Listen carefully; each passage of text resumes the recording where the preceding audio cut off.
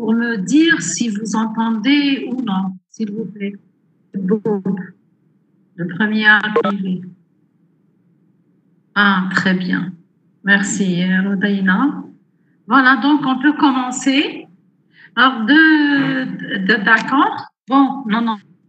On attend, il reste encore 2 minutes, on attend encore les autres. Bon, mais je peux toujours afficher le cours. Donc, je vous enverrai tout à l'heure par mail. D'accord? Donc, j'ai repris ce qu'on a fait la dernière fois, mais depuis le début. Donc, dans ce chapitre, en fait, c'est le 5e chapitre de l'analyse, et c'est le premier de l'analyse 2, puisque le chapitre sur le développement limité, c'est un chapitre du premier semestre de l'analyse 1. Donc, je vais reprendre depuis le début, en fonction des questions que j'ai reçues la dernière fois. Donc, nous allons parler d'abord des fonctions en escalier.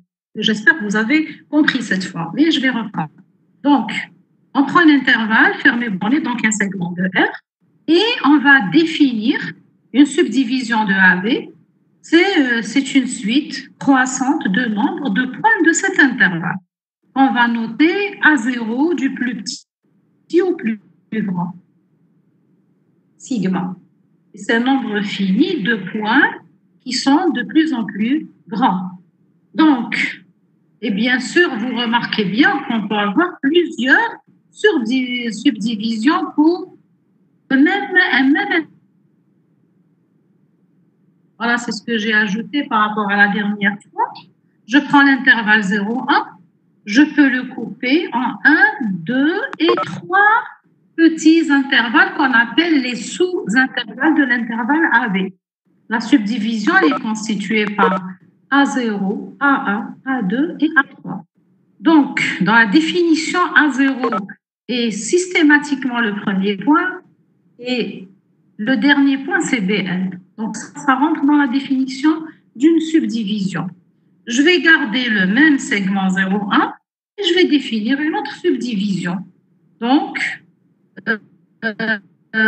définie par A0 égale 0, A1 égale 1 quart, 1 demi, 3 quarts et 1. Voici un troisième exemple, mais cette fois-ci, on prend un intervalle fermé borné quelconque, AB. Alors, le premier point, c'est A0. Écoutez, vous devez avoir des feuilles et un stylo, sinon ça ne va pas marcher comme ça. Donc, tracez au moins l'axe des abscisses. Pour l'exemple 3, il faut le faire. Il faut le faire, c'est important. C'est pour ça que la dernière fois, vous aviez des difficultés à suivre. En fait, c'est ce qu'il faut bien comprendre, la notion de subdivision et de fonction en escalier, pour comprendre la construction de l'intégrale d'une fonction au sens de Riemann. Donc, vous tracez 2 points A et B, que A est strictement plus petit que B. Donc, le premier point, vous marquez un petit plus à 0.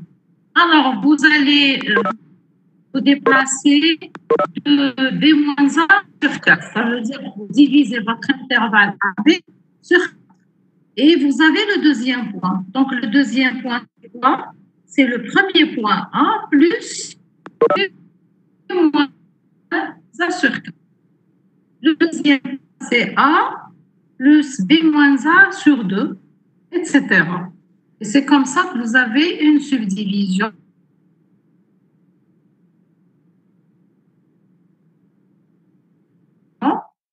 Alors est-ce que c'est bien écrit ici? Regardez.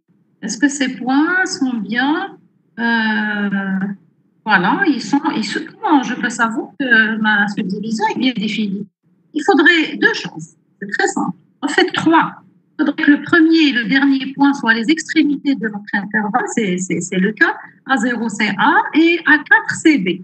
Deuxième chose à vérifier, c'est que tous les points doivent être à l'intérieur de cet intervalle. C'est ce que je vous demande de vérifier. Le troisième point à vérifier, c'est qu'A0 doit être strictement plus petit que A1, qui doit être strictement plus petit que A2, strictement plus petit que A3, strictement plus petit que A4. C'est-à-dire vérifier que cette suite de nombres finie est bien croissante. Voilà, faites la même chose avec le quatrième exemple. Je vous laisse vérifier les calculs. Donc, vous savez ce que c'est, normalement, une subdivision d'un intervalle donné AB. Bon, on entend encore une autre définition qui va nous intéresser dans la construction de l'intégrale. C'est la notion de fine, de subdivision plus fine. Donc, une subdivision intervalle, je prends deux subdivisions d'un même intervalle, je vais dire que l'une est plus fine que l'autre si celle qui est plus fine, c'est celle... Oh là là, qu'est-ce que j'ai écrit? Sigma seconde est plus fine que sigma prime. Et... Ah non, excusez-moi, ça c'est des exemples, c'est pour ça que je ne comprenais pas. Donc, j'ai donné la définition. Si je ne l'ai pas donné, il fallait le faire. Bon, on va l'ajouter tout simplement.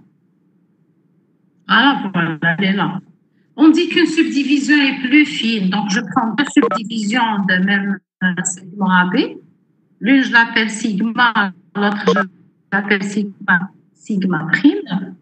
Sigma est plus fine que sigma prime si tous les éléments de sigma prime sont des éléments de sigma. Ça veut dire quoi? Bon, ça veut dire quoi? Bon, avant de lire tout ça, voilà, vous avez votre segment AB. Alors, on va faire quelque chose d'assez simple. Je prends la subdivision à première, je prends l'intervalle 0, 1, je prends 1 tiers, 1. Voilà, c'est une subdivision. La deuxième, je prends 0, 1 quart, 1 tiers et 1. Les points de la première subdivision, ils sont contenus dans la deuxième. D'accord. Donc, c'est la deuxième qui est plus fine. C'est dans le sens où si vous voulez. Elle est plus fine. D'accord. Mais ça ne veut pas dire qu'elle contient plus de points. Si je prends 0, 1 tiers et 1, et je prends ensuite 0, 1 cinquième, 1 quart, 1, aucune n'est plus fine que l'autre. Le 1 tiers, il n'existe pas dans la deuxième subdivision, qui est en fait découpée en intervalles plus petits, c'est vrai. Mais les points de la première subdivision ne sont pas contenus dans celle-ci. Elle n'est pas plus fine. D'accord. Donc, voilà. On va définir aussi maintenant ce qu'on appelle le pas d'une subdivision. Donc, on a une subdivision d'un intervalle donné, d'accord? Une subdivision donnée parce qu'on peut en avoir plusieurs, ça vous le savez. Et donc, le pas, c'est la plus grande longueur entre deux points de cette subdivision. Donc, c'est le maximum de longueur des intervalles de la subdivision qu'on appelle les sous-intervalles. Voilà, c'est le maximum des longueurs entre les deux points de la subdivision. Alors, une subdivision est dite à pas égal, équidistante. Aussi, on dit aussi qu'elle est équidistante. Si tous les points ont la même sont séparés d'une même longueur, donc la distance entre eux. Consécutif, la même pour tous les points, ce qui se traduit par AI plus 1 moins AI égale AI moins AI moins 1. Vous faites ça pour I depuis I égale 1 jusqu'à N. Vous aurez donc la distance de A0 à A1 qui est donnée par A1 moins A0. C'est la même que la distance de A1 à A0. Pardon, de la distance de A2 à A1, c'est la même que la distance de A1 à A0. La distance de A3 à A2 est la même que la distance de A2 à A1, qui est la même que la distance de A1 à A0, etc.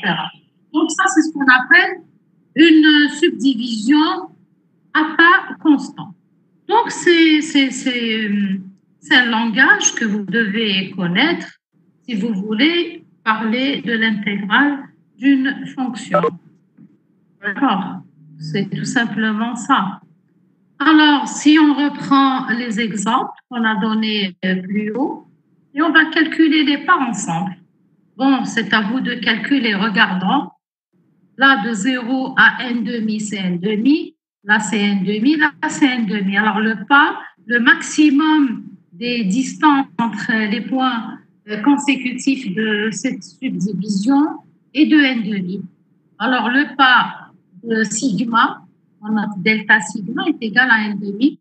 Et on remarque subdivision à parts égales. Alors là, vous avez de là à là un quart, de là à là c'est un quart, de là à là c'est encore un quart, et de là à là c'est encore un quart. Alors, si je ne me trompe pas, alors c'est là où je me suis trompée. De là à là, c'est pas une demi, excusez-moi. Elle n'est pas à pas égale en fait. De là à là, donc c'est un quart. Un quart. De là à là, c'est un demi. Et de là à là, c'est un quart. Donc, le pas, c'est le plus grand. La plus grande distance entre deux points qui se suivent. Donc, le pas ici, c'est un demi. Il n'est pas à pas égal. Par contre, là, c'est un quart.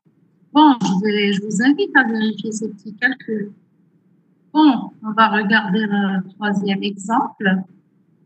Pour passer de A0 à A1, d'accord? Donc, si vous voulez, c'est ce que je n'ai pas mis ici, on peut le faire ensemble. C'est ça le premier point. Forcément, on ne choisit pas ce point, ni le dernier. Ah, entre les deux, on peut mettre ce qu'on veut. Voilà. Oula, c'est A. Et c'est combien de points? C'est 4. Attention. Alors, ah non, non, je le mets par la suite. Excusez-moi, je le mets par la suite. Pas la peine de le mettre. Voilà. Vous n'êtes pas obligé de le mettre. Moi, je l'ajoute. Vous n'êtes pas obligé d'écrire tout ça. Donc, voilà, on va voir. De là, le pas est de 1 quart de B-1. De là, il est aussi de 1 quart de B-1. De là, c'est aussi 1 quart de B-1. Et de là, c'est 1 quart de B-1. Donc, c'est une subdivision de pas égale à B-1 sur 4. Et elle est à pas égale. Donc, faites la même chose avec le dernier exemple. Alors là, le dernier exemple, vous pouvez remarquer que la subdivision n'est pas à pas égale. Ils sont pas calculés. Apparemment, c'est à vérifier. Hein. Je ne sais pas si c'est un copier-coller. Si c'est vraiment, ça serait B-4 si c'est vraiment la plus grande distance entre les points qui se suivent. Vous vérifiez ces calculs. Bon, on arrive à une fonction qu'on a déjà vue déjà plusieurs fois. Une fonction, donc on prend une fonction quelconque définie de R dans R, définie sur un segment à valeur réelle. Elle est dite en escalier. Si je peux trouver une subdivision de cet intervalle sur lequel elle est définie, telle que cette fonction est constante sur chaque sous-intervalle,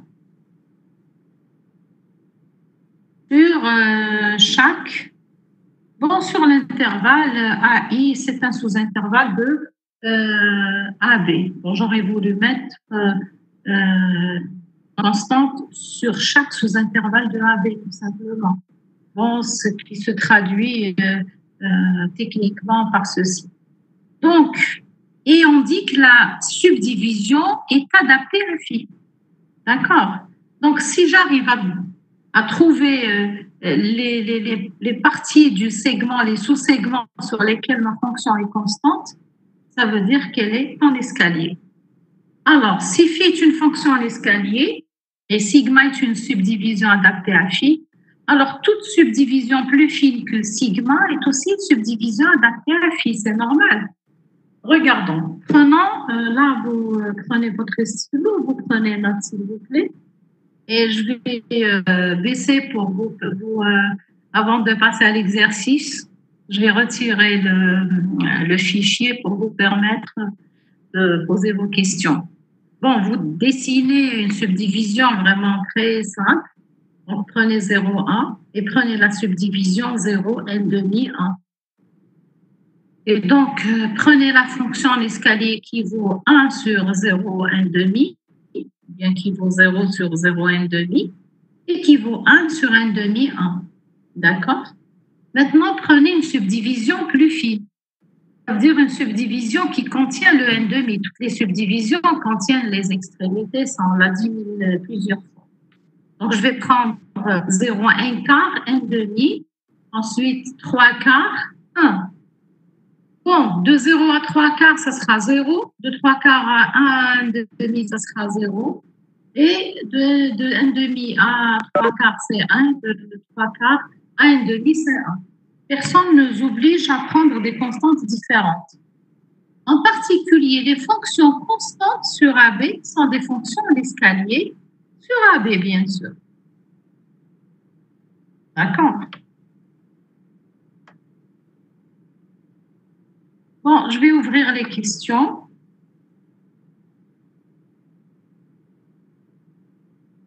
Finalement, je me rends compte qu'il y a une petite instruction plus simple qui retire rapidement le fichier. Alors, allez-y d'abord. Est-ce que vous avez compris jusque-là?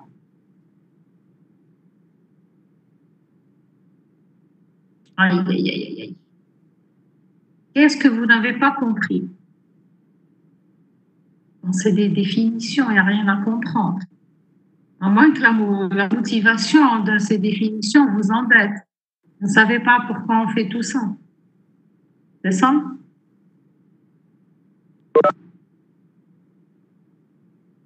Qui a compris?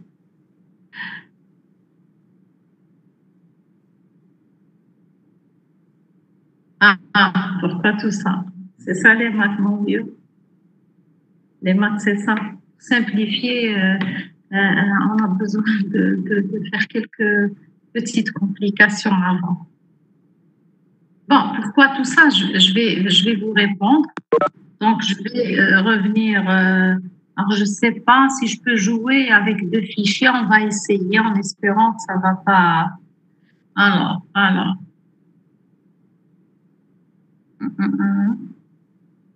Bon, je vais voir. Apparemment, je peux le faire.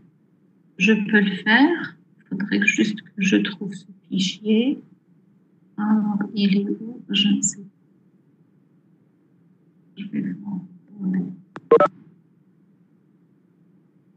Donc, comme ça, je vais essayer de répondre à votre question. D'accord? Je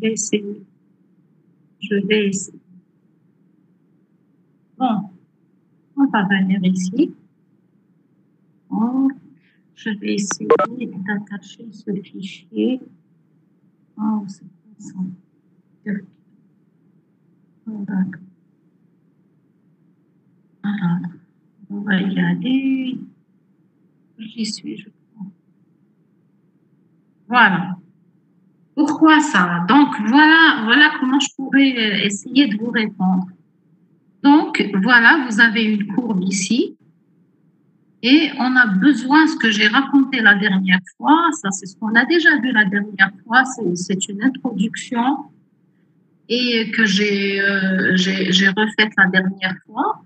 Nous, on veut calculer, je remonte encore, on se propose de calculer l'aire qui est comprise entre une courbe f, on a dessiné ici l'exponentielle x, et la droite. X, ici c'est l'axe des Y, X égale A, et la droite, X égale B. D'accord? Donc cette partie coloriée en rose.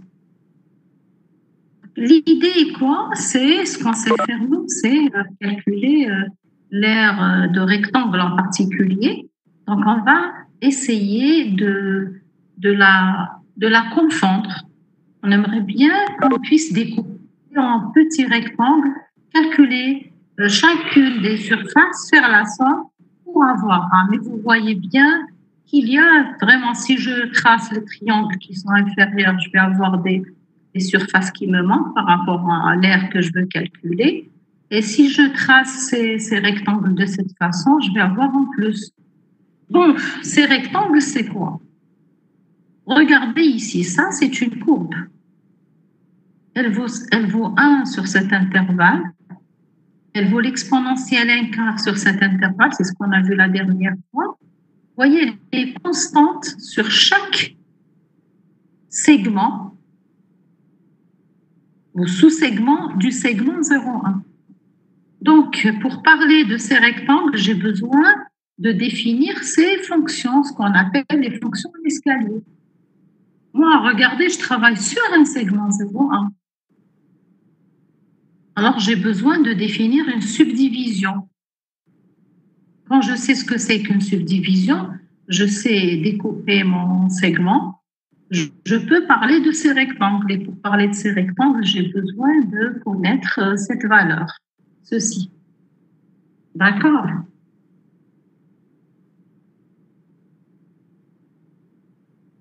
Est-ce que c'est mieux comme ça? Est-ce que c'est mieux comme réponse? Est-ce que ça vous permet?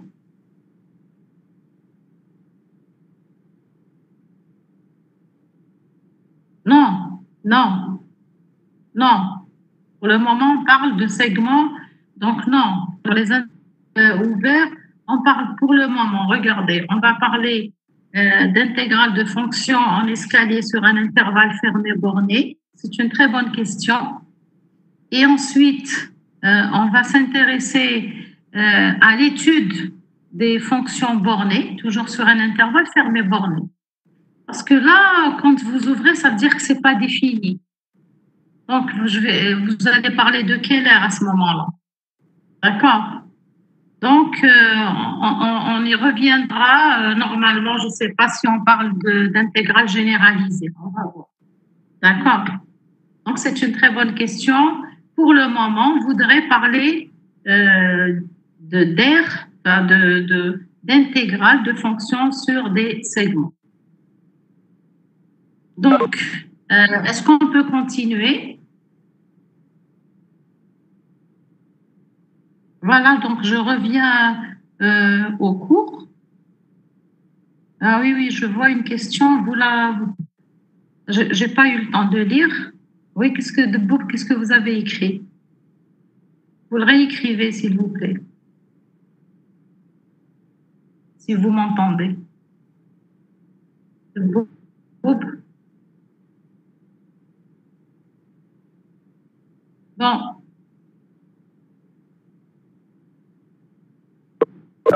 Ah, c'est une très bonne question. Vous les calculez, c'est des techniques d'intégration. Donc, mais vous n'avez de l'intégrale. C'est ce qu'on va voir. Qui fait je jette de l'intégrale. D'accord. Et comment on la calcule? Donc, c'est la deuxième partie de ce. C'est une très, très bonne question. C'est ce qui va vous permettre, je pense, de mieux comprendre. Donc, on calcule cette intégrale. Et pour quelle fonction on peut la calculer? Est-ce qu'elle existe vraiment? Est-ce qu'on peut la calculer vraiment? Quelle fonction je peux la calculer? D'accord? On peut la calculer, pardon. Donc voilà, et après, les techniques, on va en reparler, bien sûr. Bien sûr que ça va, tout ce que vous savez marche toujours. Hein, les maths, ça ne meurt pas. Donc, vous faites que développer, élargir vos connaissances, mais ce que vous saviez, ça marche toujours, on va y arriver. Donc, si on dépasse cette partie, c'est la partie essentielle. Très bien. Donc là, je pense que normalement, vous savez ce qu'on est en train de faire.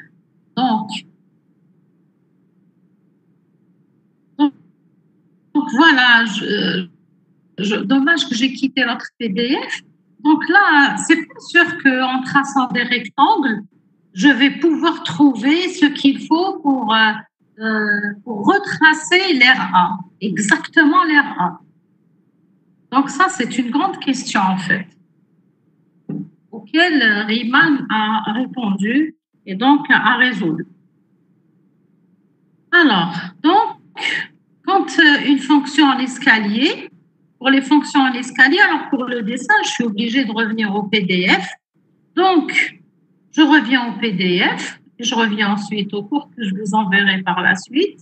Alors, revenons encore au PDF.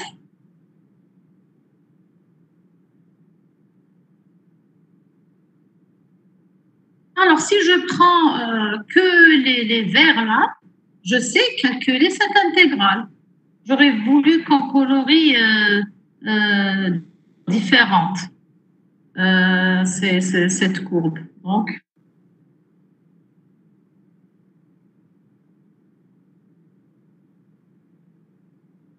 alors, bon, on aurait pu rester sur l'exemple. D'accord, ici, voilà. Quand vous calculez l'air, voilà, là, on le voit bien. Voilà la fonction. Donc, on veut calculer, regardez, c'est une fonction qui est définie sur x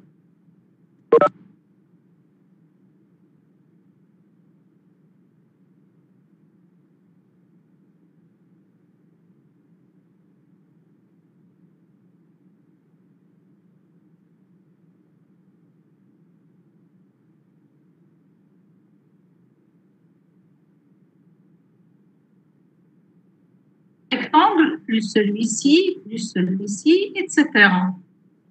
Alors, comment je calcule ça? C'est largeur fois la longueur. La longueur, c'est la valeur de la fonction qui est constante. Je prends n'importe quel point, donc c'est sa valeur en x0 ou bien en x1 ou en un point quelconque ici.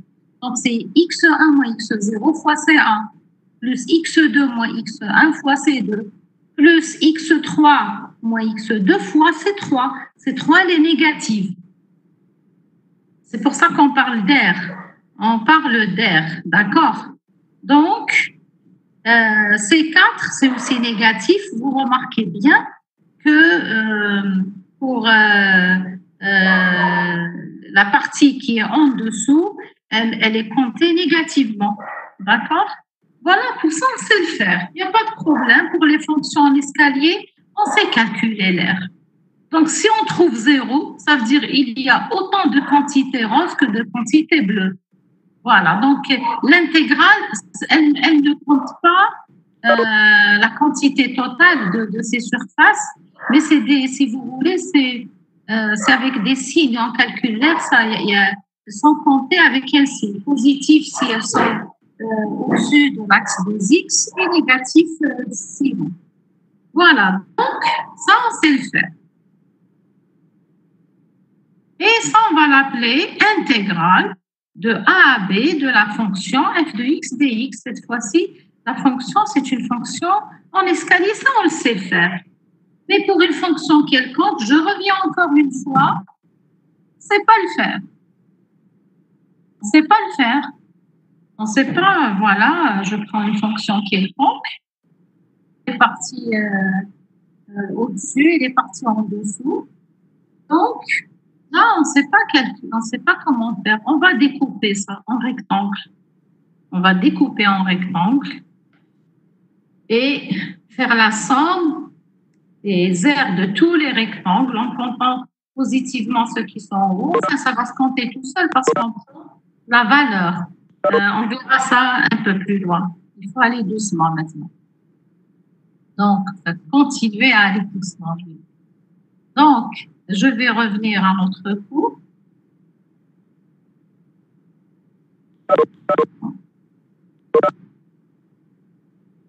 Alors, mes réflexes, pas habitués, donc les réflexes sont très très lourds. Même pas si j'ai attaché. Ouais, normalement, je l'ai fait. Je ne sais pas pourquoi. Oh.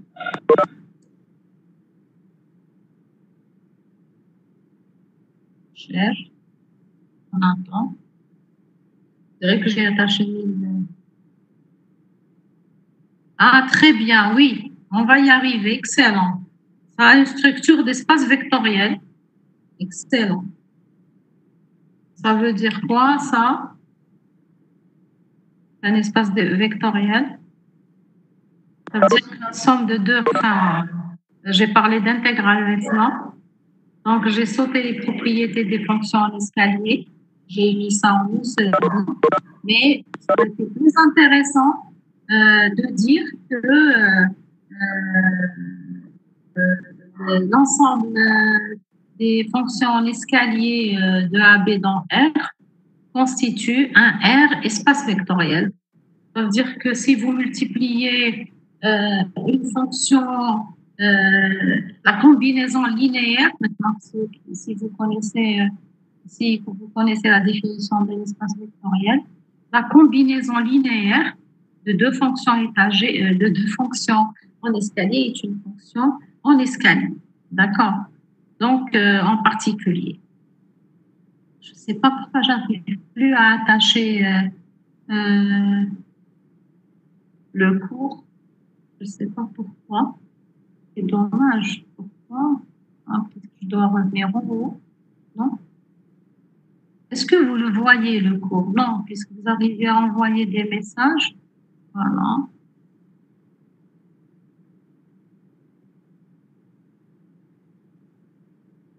Ça ne marche pas. Je ne sais pas. Voilà, moi je l'ai ici, je peux le voir, mais vous ne pouvez pas le voir. Voilà.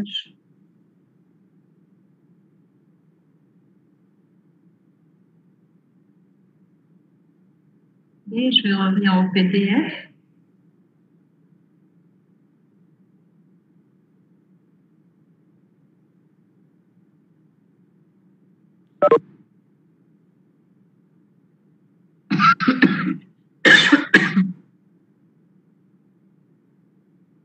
Ah, peut-être que j'étais sur la mauvaise page.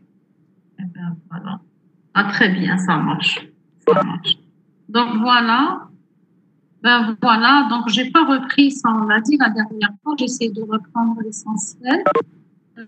Voilà les propriétés des fonctions en escalier. Elle est où? Voilà. Voilà. Donc, on s'est arrêté ici, je reprends. Donc, c'était pour répondre à la question. Alors, l'exercice. Donc, je reviens au cours. Donc, je suis partie ailleurs pour répondre à la question de votre camarade. On revient au cours, donc. Alors, je vous demande de donner un exemple de fonction en escalier autre que la fonction constante. D'accord? De la représenter graphiquement. Alors, c'est bien pour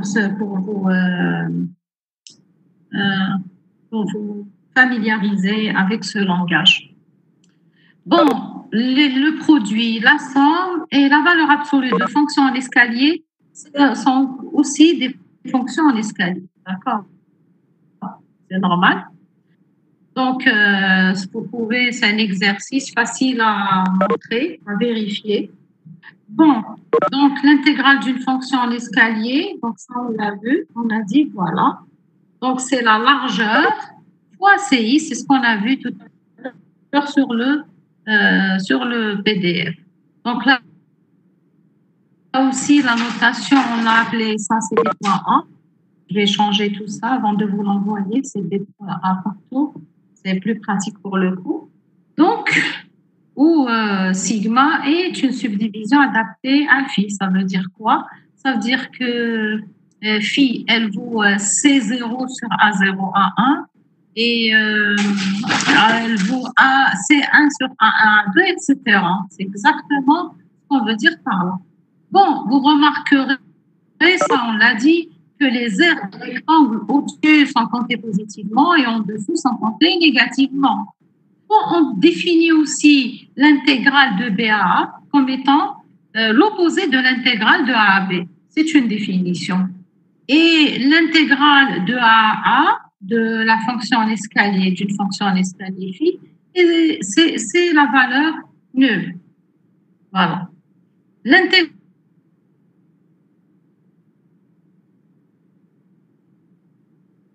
d'une fonction constante, voilà, c'est un exemple.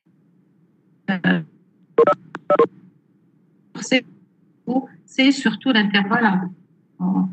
Vous remarquez aussi que l'intégrale d'une fonction en escalier ne dépend pas de la subdivision qu'on a choisie. Bon, sur tout AB. Elle est 0.01. Si elle vaut C sur 0.1, C sur 0,1,5, elle vaut C sur 1,5, 1.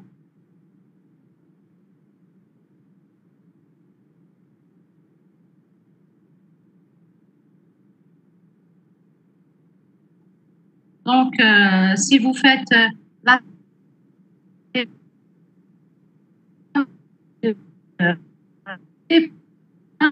générale. Donc, voilà.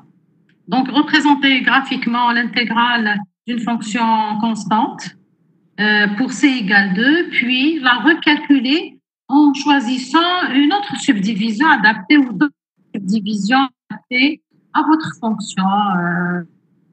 À C égale 2, par exemple. Ça va vous permettre de vous familiariser. C'est des exercices simples, mais avec le langage de l'intégrale au sens de Riemann. Bon, propriété des intégrales, donc il y a les fonctions en escalier. C'est les fonctions qui sont comme, ça ressemble à comme on a représenté la fonction à partie entière. D'accord? À partie entière. Donc, mais on la représente sur un intervalle fermé borné.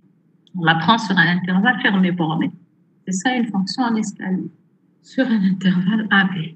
Donc, les propriétés, la linéarité, c'est là, donc, c'est ce que fait d'elle c'est ce que lui je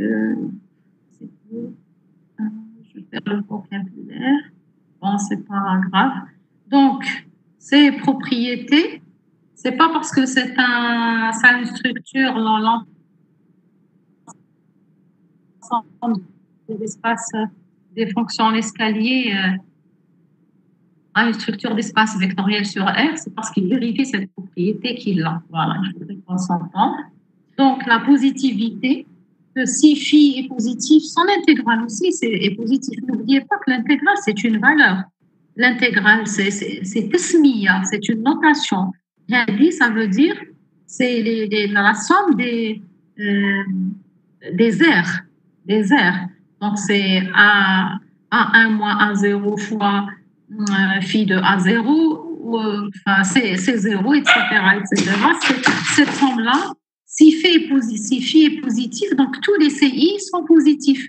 Vous aurez donc positif par positif, c'est positif. Et la somme de carrés, c'est toujours un carré. Donc, ça vous donne, c'est facile à démontrer. Donc, vous pouvez les montrer en exercice, ces propriétés. Alors, la relation de Schall, bon, si vous intégrez une fonction en escalier de A à B, si vous coupez en C, vous intégrez jusqu'à C, ensuite de C à B, de A à C, ensuite vous trouverez exactement la même chose. C'est ce qu'on a dit, que si une subdivision est plus fine, donc ce qu'on a dit, l'intégrale est toujours la même. L'intégrale est toujours la même. Voilà. Donc, ça, je ne sais pas, on l'a dit, je ne sais pas si on l'a dit, mais voilà. En tout cas, l'intégrale est toujours la même. Et on peut remarquer que la subdivision ACB, vous pouvez le remarquer tout seul, est plus fine que la subdivision AB de l'intervalle AB. Maintenant, un corollaire, donc on peut tirer de ces propriétés que l'intégrale de phi est plus petite que l'intégrale de psi si phi est plus petite que psi. Facile à montrer. Alors là, qui peut m'expliquer comment on utilise ces propriétés qui sont une proposition en fait. Propriété, c'est un théorème, c'est une proposition. Alors, comment on peut montrer ce corollaire à partir de là? Donc, je vais stop sharing et j'entends. voir vos suggestions, vos propositions. Allez. Allez-y. Est-ce qu'on peut savoir que si phi est plus petite que psi, plus petite que psi de...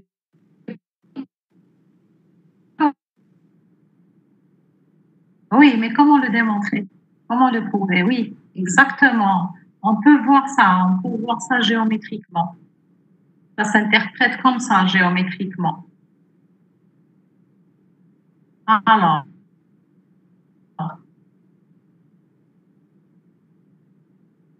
non, non, non, non, non, vous allez loin. D'accord. Les fonctions, ce sont des fonctions en escalier.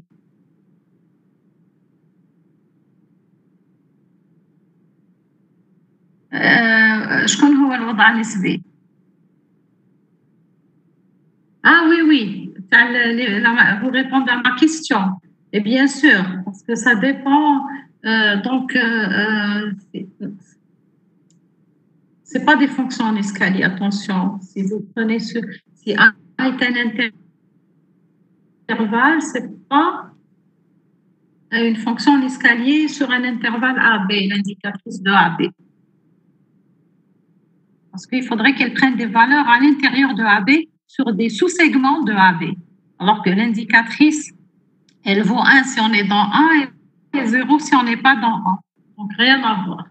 Bien. Donc, je reviens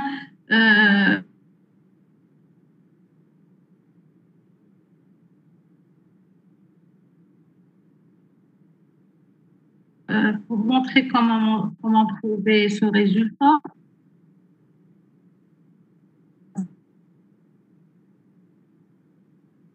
Regardez, vous prenez la fonction phi moins psi ou psi moins phi. Psi moins phi est positive. Et d'après la propriété de positivité, l'intégrale de psi moins phi est positive. J'espère que vous notez. Vous ne pouvez pas comprendre oralement, vous devez écrire ce que je raconte. Les mêmes phrases. J'essaye d'aller doucement. Si vous voyez que je vais vite, vous me le dites. Donc, l'intégrale de psi moins phi est positive. D'accord? Et l'intégrale de phi moins psi, d'après la linéarité, c'est l'intégrale de psi moins l'intégrale de phi. Et c'est terminé. Donc, il suffit de réécrire ça doucement, à tête reposée, et vous avez la démonstration. Le deuxième point, si phi est une fonction en escalier, alors la valeur absolue de l'intégrale de phi sur AB est plus petite que l'intégrale de la valeur absolue. Ça me paraît très, très simple, mais vous essayez. Si vous avez des problèmes, vous poserez votre question la prochaine fois. Alors, on va maintenant aller voir l'intégrale. Donc, rappelez-vous, le premier cours, notre motivation, c'était le calcul de l'RA, c'est-à-dire la partie qui est entre une fonction f et ce que j'ai dit tout à l'heure. Et une fonction f définie sur un intervalle AB fermé et les droites x égale a et x égale b. Donc, on va d'abord commencer par considérer les fonctions bornées. On va prendre une fonction bornée sur AB et on considère... Alors là, je ne l'ai pas envoyé à cause de ces notations, mais si on les lit ensemble, vous allez voir que c'est des notations très, très pratiques. Et on va voir à quoi, donc on a, dans ce cours, on essaye de rédiger ce qu'on a raconté la dernière fois, de l'exprimer dans notre langage. Quand vous faites une rédaction en littérature, sortez vos idées et ensuite vous allez les écrire. C'est exactement ce qu'on fait. Et c'est en écrivant qu'on se rend compte de ce qu'on est en... On a dit, est-ce que c'est bon, c'est pas bon, qu'est-ce qu'il faut ajouter, qu'est-ce qu'il faut faire, est-ce que c'est juste, etc. Ça, je parle en général. Donc, c'est ce qu'on fait maintenant. On a raconté des choses et là, on essaye de les écrire. de les écrire. Donc, voilà, ça, E comme escalier. Alors, c'est quoi E, F, A, B? Ça veut dire que j'ai une fonction F définie sur le segment A, un segment AB, et je prends toutes les fonctions en escalier qui sont plus petites que F. C'est pour ça que je mets moins. Qui sont définies sur AB. Qu'est-ce que je fais à ces fonctions?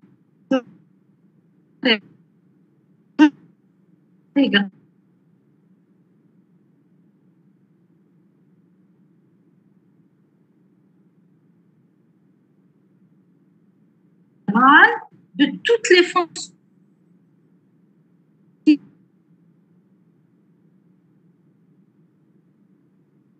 Je dis bien toutes les fonctions en escalier qui sont plus grandes que F. Ils sont définies sur AB. Là où je prends, on a pris F. Là où définit notre fonction F. On revient, donc c'est représenté, c'est bien représenté sur le PDF. On va regarder ça. C'est quoi le E moins F? Vous allez me dire ce que c'est. Et le E plus F. Alors, j'ai toujours des réflexes. Je suis contente quand ça réagit vite. Ah, je suis très, très contente. Alors, c'est pas ça, ce qu'on a fait. C'est pas uniquement ça. Ça, c'est... bon, j'ai dit c'est pas ça, je suis en train de me parler. Donc, ça, d'accord? C'est une seule fonction, là. C'est une seule. Ne regardez pas l'air qu'elle engendre. Hein? Concentrez-vous sur la fonction, l'escalier. Il y a une seule. Qu'est-ce qu'elle a, cette fonction? Elle est plus petite que F. Elle est plus petite que F, même si elle vaut F en certains points. Peu importe.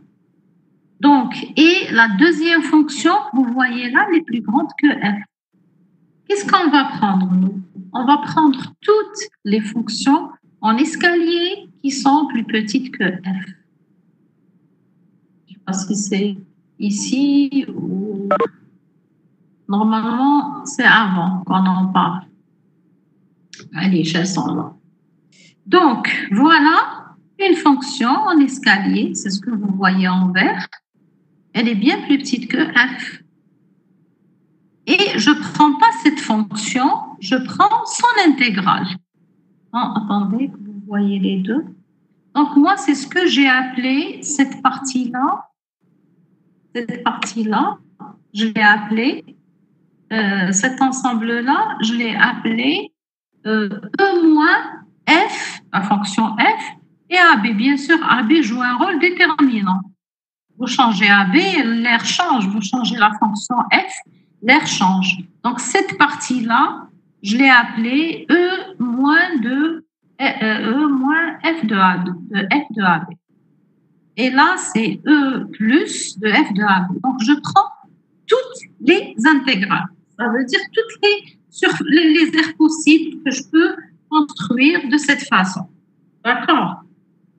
Alors, parce que nous, on veut essayer de voir est-ce qu'on ne peut pas vraiment de cette façon arriver à trouver exactement cette aire.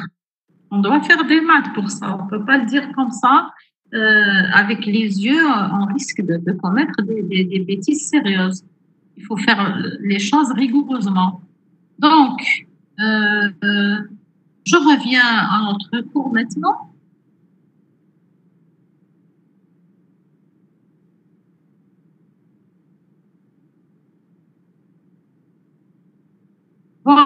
Voilà, donc, est-ce que tout le monde a compris ce que représentent ces deux ensembles, E moins F de AB et E plus F de AB? Donc là aussi, je vais stopper sharing. Je ne sais pas si je prononce bien ce mot, je n'en sais rien. Et je vais écouter vos questions. N'essayez pas de comprendre pourquoi on est en train de sortir toutes ces définitions. Il faut les comprendre d'abord et puis voir à quoi ça va servir. Il faut comprendre localement ce qu'on est en train de faire. Il faut beaucoup plus de temps pour comprendre exactement ce qu'on est en train de faire. Alors, est-ce que tout le monde a compris ce que représente 1 moins f de AB? Celui qui n'a pas compris, il met non.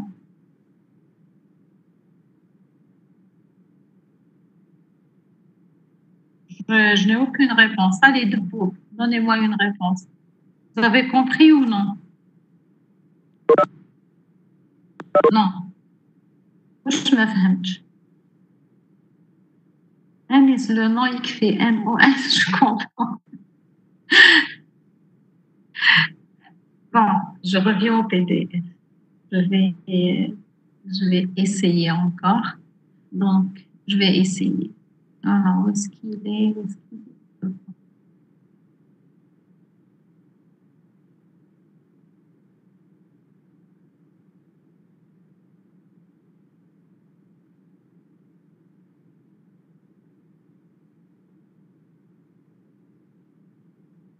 Voilà.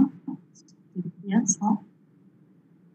Qu'est-ce que je suis en train de faire d'habitude? Oui, ça va. Problème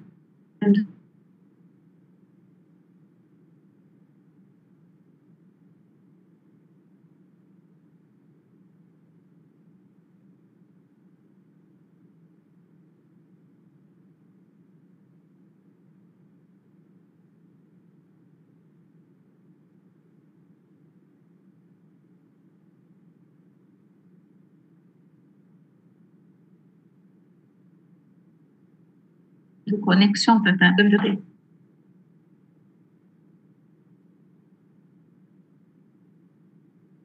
Prenez une feuille et un stylo et tracez une courbe F. D'accord? Sur un segment, vous la prenez sur un segment à bout. Ah, voilà, ça revient. Donc, je vais essayer de revenir au PDF parce qu'il y avait un problème de connexion apparemment. Je reviens au PDF pour essayer de le travailler ensemble. Là, je ne le vois pas, il y a toujours un problème de connexion. On reste sur le fichier Word. Donc, voilà. Si vous prenez, si vous essayez pour comprendre, essayez, posez-vous ce problème, pourquoi pas? Tracez une courbe et trouvez un moyen de calculer avec précision la partie comprise entre la courbe et, et l'axe des X. D'accord? Bien sûr, délimité par les droites A et B. Trouvez un moyen. Comment faire ça?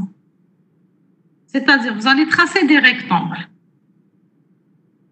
Ensuite, c'est bon, c'est ces rectangles-là qui vont vous calculer l'aire de A. Est-ce que vous êtes sûr que c'est ces rectangles-là qui vont répondre à votre question? S'il vous plaît.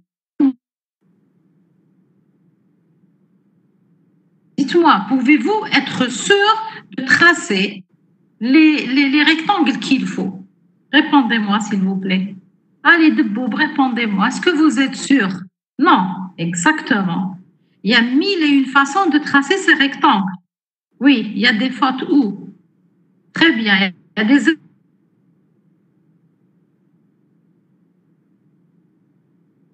erreurs, vous voulez dire, si on trace n'importe comment. Voilà pourquoi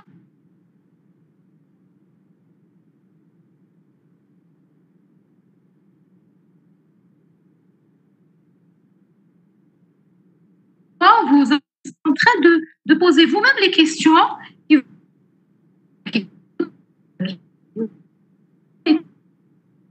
l'air d'un rectangle.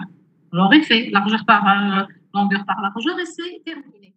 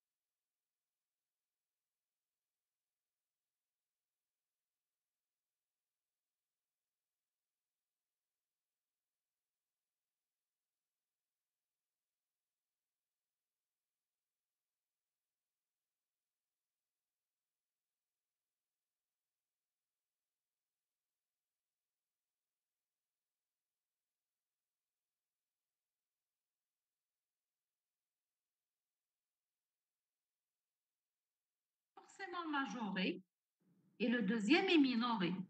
Là, j'ai besoin de revenir au PDF avant de passer à la preuve. Cette preuve, ça vaut le coup de la faire ensemble. Vous pouvez aussi la faire tout seul, mais c'est mieux de la faire ensemble. Mais revenons au PDF pour comprendre, pour relire cette proposition, pour la relire plus facilement.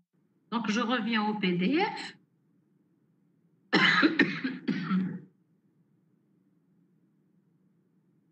Oh,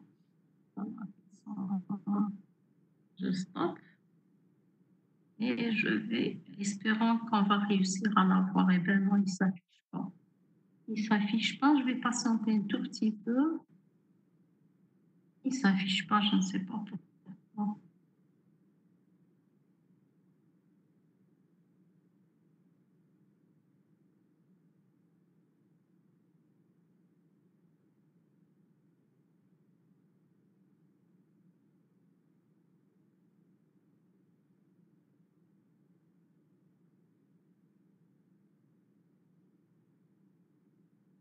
Bon, je vais quelques fenêtres. Très bien. Voilà. Donc, voilà en vert un élément seulement de l'ensemble, de cet ensemble. Ne regardez pas ça, ne regardez pas ça encore. Je suis en train de parler de cet ensemble. Donc, c'est l'intégrale de la fonction en escalier. Ça veut dire, je prends l'aire de la fonction en escalier. La fonction en escalier, son aire, c'est tout ça. Ben, je prends une autre fonction en escalier. D'accord? Pas forcément sur les mêmes, pour la même subdivision.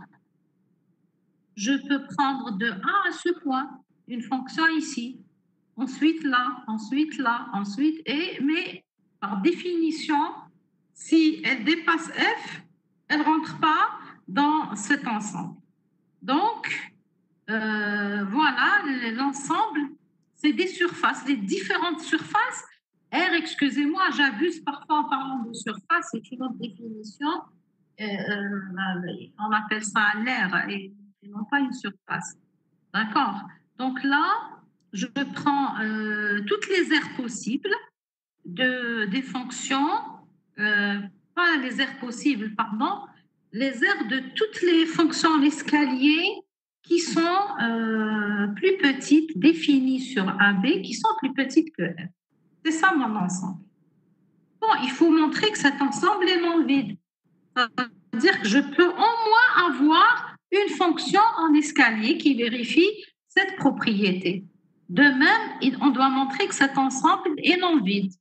En maths, ça veut dire que je dois montrer que je peux au moins construire une fonction en escalier dont l'aire est une fonction en escalier plus petite que f. Son aire, il n'y a pas de problème. Je n'ai pas dit que son aire est plus petite que l'aire de f, on n'en sait rien. Tout ce que je sais, je prends une fonction en escalier qui est plus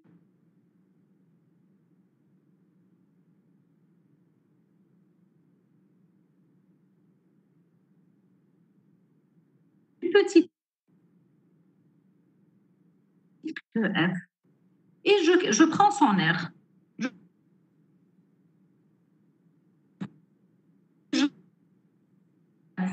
Bon, on va revenir et montrer que ces deux ensembles, là, avant de revenir au cours, je vais vous demander d'essayer de me montrer ces deux ensembles sont non vides. Je mettrai ces deux ensembles sont non vides.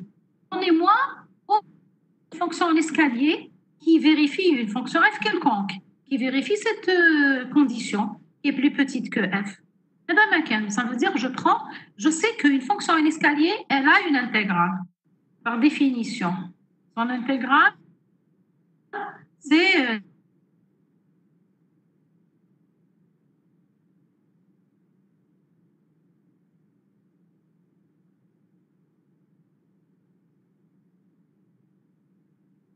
les qu'on a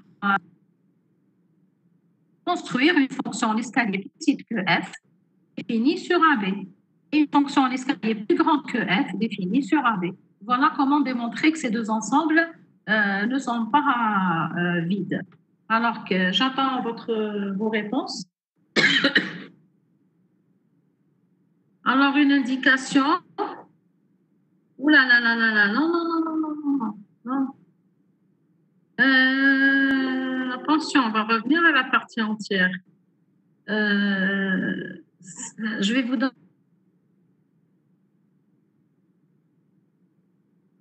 une indication. F est bornée. On a pris une fonction bornée. Alors, une fonction bornée, si une f est bornée, ça veut dire quoi? Ça veut dire que je peux trouver deux réels, petit m et grand m, tels que f est comprise entre petit m et grand m, plus grande que petit m ou égale, et plus petite que grand m ou égale, petite ou égale. D'accord? Et là, c'est pratiquement terminé. Est-ce qu'on va regarder la solution ensemble?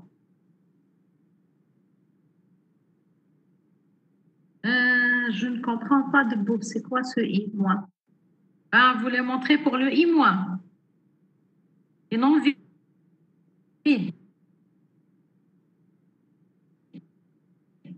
Oui, comment? Ben, trouvez-moi une fonction en escalier plus petite que f. F quelconque. Tout ce qu'on sait sur f, c'est qu'elle est... On va y aller ensemble. Oh.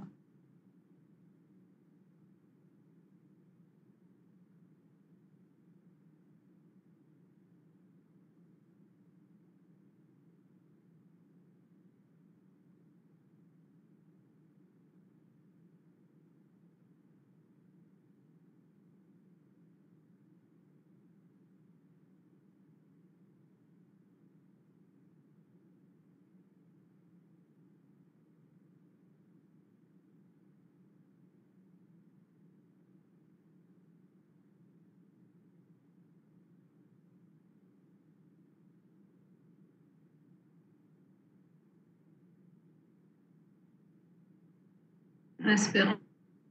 Voilà. Donc, on a dit que f...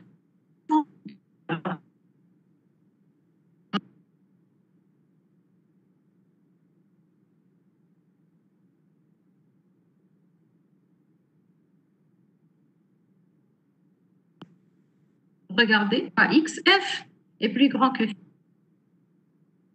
0. Donc, j'ai trouvé une fonction en escalier plus petite que f sur AB et une fonction en escalier plus petite que f sur AB. Cette fonction en escalier, si elle est f, donc ensemble E moins f de AB. Donc, E moins f de AB est non vide. Il contient au moins la fonction constante égale à m. D'accord. Alors, est-ce que phi 0 c'est grand M ou petit m? Regardons. Donc,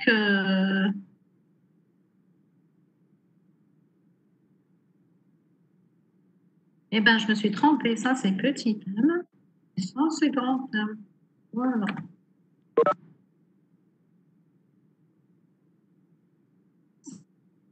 Celle-là, elle est dans E-1.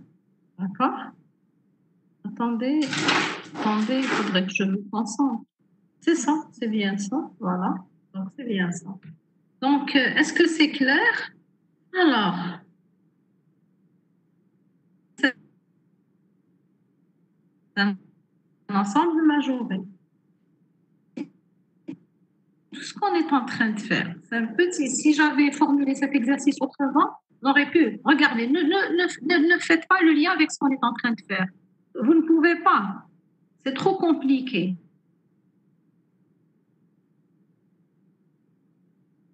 Donc, celui qui le voit, c'est parfait, mais celui qui ne le voit pas, c'est pas grave. Donc, je prends un ensemble, comme on a l'habitude de prendre des ensembles. D'habitude, on prend des ensembles plus sympas, des ensembles qui, le E qui vaut 1 sur 1 dans une étoile, on sait que cet ensemble est majoré, il est non vide, majoré, minoré, etc. Plutôt est-il majoré, minoré, etc. Si c'est le cas, trouver sa borne sur machin, c'est la même chose. Qui constitue les aires de toutes les fonctions en escalier qui sont plus petites que f. Je dois montrer qu'il n'est pas vide. Donc, je dois montrer que j'ai au moins une fonction en escalier qui est plus petite que f. C'est vrai, puisque f est borné, c'est ce qu'on vient de voir dans la démonstration. La même chose pour cet ensemble. Et je dois montrer que cet ensemble est majoré. Je veux montrer. Ça nous intéresse, on veut bien que cet ensemble soit majoré. D'accord? S'il est majoré, ça veut dire que sa borne sup existe. Elle est finie, c'est un nombre qui existe, je peux en parler. Pourquoi je m'intéresse à la borne sup avant de montrer qu'elle existe? On va revenir au PDF et comprendre pourquoi on s'intéresse à la borne sup de cet ensemble. C'est les rectangles qu'il faut, qui nous permettent de calculer l'aire. Vous avez vu que c'était vraiment difficile, ce n'était pas facile. Donc, on va revenir au PDF et essayer de comprendre ce qu'on est en train de faire et pourquoi on va faire tout ceci. Ça serait bien aussi de comprendre. Donc, regardons. Si la borne sup, c'est la valeur la plus grande qui dépasse tous les éléments d'un ensemble. Soit elle fait partie de l'ensemble ou elle n'en fait pas partie. Dans les deux cas, c'est la valeur qui dépasse toutes les autres. D'accord?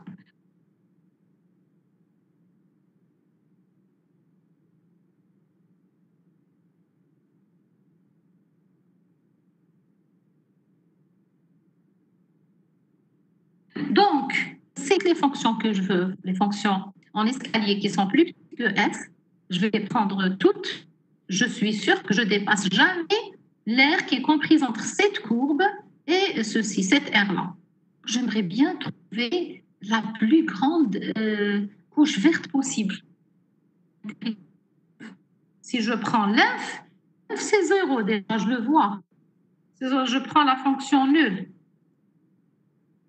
sur AB.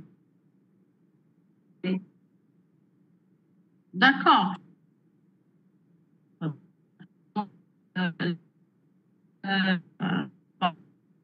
Dans cette figure-là, vous voyez que la fonction nulle est la plus petite.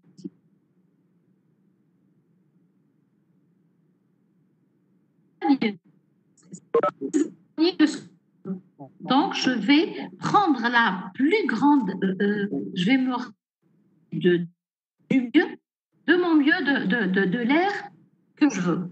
Donc, je vais calculer, je vais m'intéresser à la borne sup. Il faut que je m'assure qu'elle existe. Mon ensemble est non vide, il faut montrer qu'il est majoré. Avant de revenir pour comprendre, pour voir comment le montrer, ben, je vais vous inviter à essayer de le faire. Je vous rappelle que l'idée est simple. Je prends un élément dans cet ensemble et je montre qu'il est, si vous voulez, je dois trouver un réel qui est plus grand que tous les éléments de mon ensemble. En pratique, je prends un quelconque et je le majore par une constante qui ne dépend pas de x. D'accord? D'accord. Donc, c'est ce qu'on va essayer de faire ensemble. Je vais prendre un élément dans cet ensemble et je vais montrer qu'il est fait par un réel indépendant des variables. Comment on va le faire?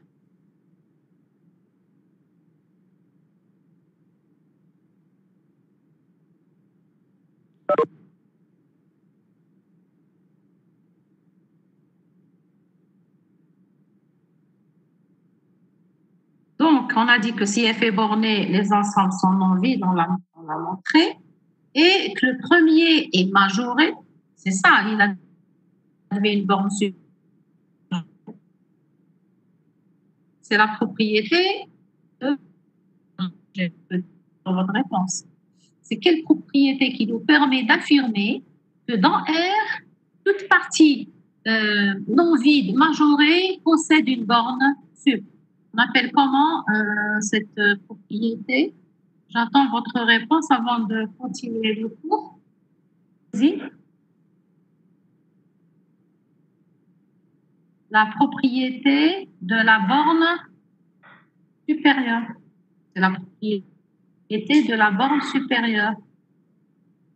Cette propriété, très bien, que Q, par exemple, ne possède pas. On trouve dans R, mais pas dans tout, dans n'importe quel ensemble. Donc, on revient. Voilà, c'est ce qu'on va essayer d'utiliser. Voilà. Voilà. Il suffit de prendre un élément quelconque et de le majorer en compte réel. Bon. Donc, on a pris, ça va nous être utile aussi. Donc, c'est une fonction en escalier qui est plus petite que f, donc elle est dans E-. On s'intéresse à E-, la démonstration est la même pour E+.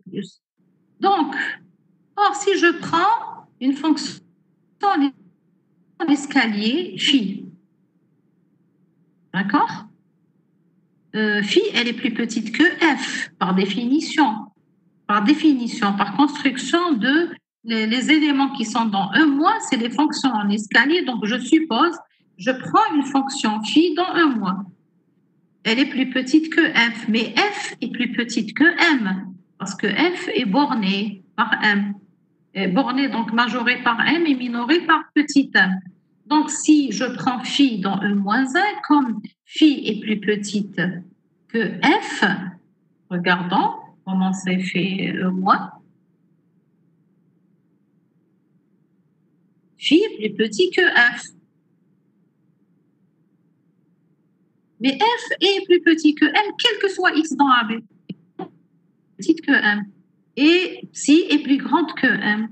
Et là, propriété des intégrales des fonctions en escalier, on a l'intégrale de AB est plus petite que l'intégrale de AB. Et l'intégrale de psi est plus grande. Ça, on a vu que si phi est plus petite que psi. Aux fonctions en escalier phi et m, ensuite, aux fonctions en escalier psi petit m. Que l'intégrale de phi sur AB, de l'intégrale de AB à phi, on peut le lire de deux manières, de plusieurs manières. Donc, je répète la lecture la plus célèbre, c'est l'intégrale de phi sur AB ou l'intégrale de A à B de phi. Donc, phi de x dx ou par rapport à x. On peut ne pas le dire, on peut dire l'intégrale de A à B de phi par rapport à x, tout simplement. Donc c'est m fois b moins a, les deux c'est des constantes. La même chose ici. Donc, cette intégrale, elle est majorée par ce nombre. Et la même chose, celle-ci est minorée par ce nombre. Et ça, pour n'importe quel phi dans E- et n'importe quel psi dans E+. Ce que signifie que E- est majoré et E+ est minoré. Ce qu'on vient de prouver, c'est que I-f, on va appeler, enfin le sup, on va noter I-f, le sup existe. Donc, je peux lui donner un nom. Je peux le prendre, il existe bien. Donc, j'ai ce sup-là, c'est un nombre fini. Et cet inf-là, c'est un nombre fini qui existe si f est borné. Alors, on peut aussi montrer que I-f, le sup de E-1, est plus petit que l'inf de I+. D'accord? Donc, le sup de, c'est-à-dire I-f de AB, est plus petit que l'inf de E+ de, c'est-à-dire plus petit que I+f de AB. On va pour le on va revenir à cette notion. Je vais laisser ça, on va s'en servir plus tard. Faire c'est un exercice simple. Vous ferez aisément ici. On va la corriger. Donc, je vais, sans tarder, je vais, pour qu'on puisse revenir à ce qu'on vient de faire maintenant, avant d'entamer la construction d'une fonction, de l'intégrale d'une fonction au sens math, on a besoin d'abord de définir ce qu'est une fonction pour les fonctions bornées. Aujourd'hui, c'est pour les fonctions bornées. Donc, une fonction bornée est dite intégrable au sens de Riemann, ou Riemann intégrable si I moins F de AB égale I plus F de AB. En fait, ça veut dire 300. Vous allez me dire, cela existe, donc elle est intégrable. Eh bien non. Alors, ce nombre-là, si on a égalité, ce nombre, c'est exactement ce qu'on appelle l'intégrale, le sens de Riemann de la fonction f sur l'intégrale de AB. On note comme ceci et on lit l'intégrale de AB de f de x dx ou l'intégrale de f sur AB par rapport à x, etc. Donc, je vais revenir au PDF pour essayer d'expliquer un peu plus.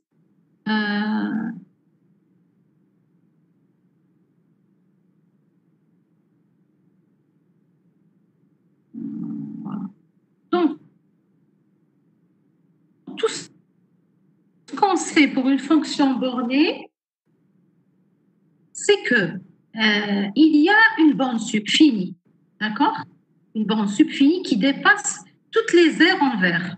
Prenez toutes les fonctions en escalier possibles, il y en a une qui les dépasse toutes, d'accord? Et pareil ici, si vous faites la même chose avec les rectangles en rose, avec les fonctions en escalier, ici, au-dessus de la courbe, il y a une borne inf qui est plus petite que toutes les aires en rose. D'accord?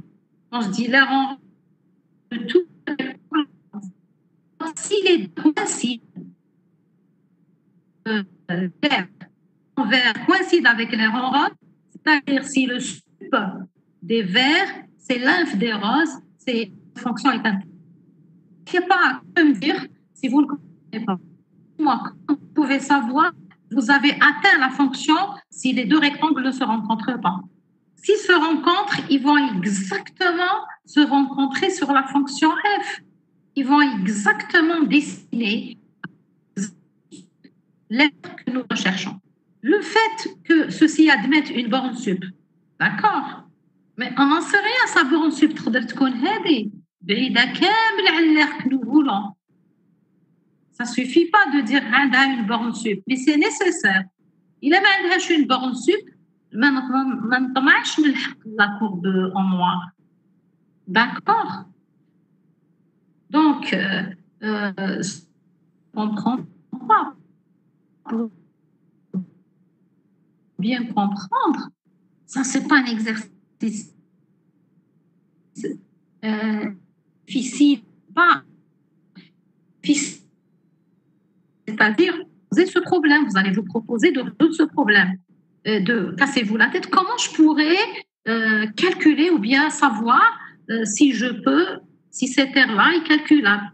Si c'est le cas, comment je vais la calculer. D'accord? Donc là, vous allez voir que ces passages-là, ils sont obligés, ils sont obligatoires. Et c'est ce qui vous permet de savoir si votre fonction est intégrable. D'accord? Maintenant, on sait comment ce que doit vérifier une fonction bornée pour qu'elle soit intégrable. En fait, c'est une définition. C'est une définition. D'accord? Donc, C'est une définition, je ne sais pas si on va l'écrire. Voilà, c'est une définition. Si c'est le cas, on dit qu'elle est intégrable. Ça veut dire que si on arrive à calculer toute l'aire, si elle admet, si c'est possible de calculer l'aire qui est entre cette courbe et l'axe des X, on dit qu'elle est intégrable. Comment on l'a calculée? Soit en calculant I moins F, soit en calculant I plus F. Parce que si elle est intégrable, c'est que forcément, les deux quantités sont les mêmes. Donc, en pratique, c'est beaucoup plus simple que ce qu'on vient de faire. C'est ce qu'on va voir à partir du cours prochain. Et vous allez voir, normalement, le cours prochain va vous aider à mieux comprendre. Donc, avant d'avancer, il ne reste pas beaucoup de temps, je vais encore ouvrir,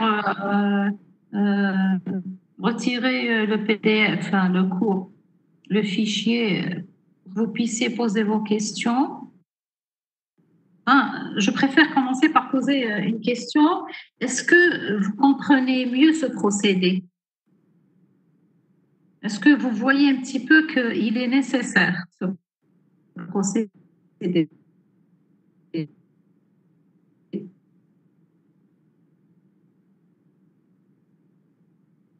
Bon, est-ce que vous avez compris les différentes étapes? Est-ce que vous savez ce que c'est qu'une fonction escalier? Fonction escalier, comment construire, comment définir les fonctions en escalier plus petites que f? Est-ce que vous connaissez tout ce langage? Vous avez cours à 14h40. 70%, vous avez compris. Ah, parfait, c'est génial, c'est génial. 50%, 30%, c'est pas mal du tout. 70%, c'est parfait parce que la suite, elle va vous permettre. Donc, je ne vais pas vous retenir pour que vous puissiez. Je vais juste vous dire la chose suivante. À chaque fois, quand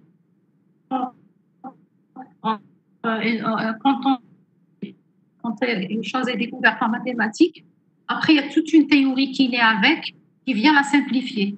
Donc, on va voir comment calculer, par exemple, l'intégrale de x dx, c'est un demi de x2 de a à b, bien de 0 à 1, c'est un demi de x2 de 0 à 1. Mais on va d'abord apprendre à calculer ça par les moins d'exemples.